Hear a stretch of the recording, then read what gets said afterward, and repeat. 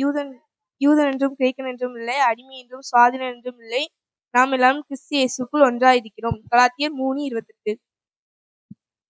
வாலிபனே, உன் இளமையிலே சந்தோஷப்படு. உன் வாலிப நாட்களில் உன் இருதயம் உன்னை பூரிப்பாக்கட்டும். உன் நெஞ்சின் வழிகளிலும் உன் கண்ணின் காட்சிகளிலும் நட. ஆனாலும் இவை எல்லாவற்றின் நிமித்தமும் தேவன் உன்னை நியாயத்திலே கொண்டு வந்து நிறுத்துவார் என்று அறி. பிரசங்கி 11:9. அதற்கு அவர், என் கிருபை உனக்கு போதும், பலவீனங்களில் என் பலன் பூரணமாய் விளங்கும் என்றார். ஆகையால் கிறிஸ்துவின் வல்லமை என்மேல் தங்குபடி என் பலவீனங்களை குறித்து நான் மிகவும் சந்தோஷமாய் மேன்மை பாராட்டுவேன். 2 கொரிந்தியர் 12:9. சோதனைக்கு உட்படாதபடி விழித்திருந்து ஜெபங்கள். மத்தேயு 26:41. அவர் சிலுவையில் சிந்தின இரத்தத்தினாலே சமாதானத்தை உண்டாக்கி பூலோகத்தில் உள்ளவைகள் பரலோகத்தில் உள்ளவை யாவையும் அவர் மூலமா ஒப்புராகிக் கொள்ள அவருக்கு பிரியமாயிற்று. கொலோசியர் 1:20. பிள்ளைகளே, உங்கள் பெற்றோருக்கு கர்த்தருக்குள் கீழ்ப்படியுங்கள்.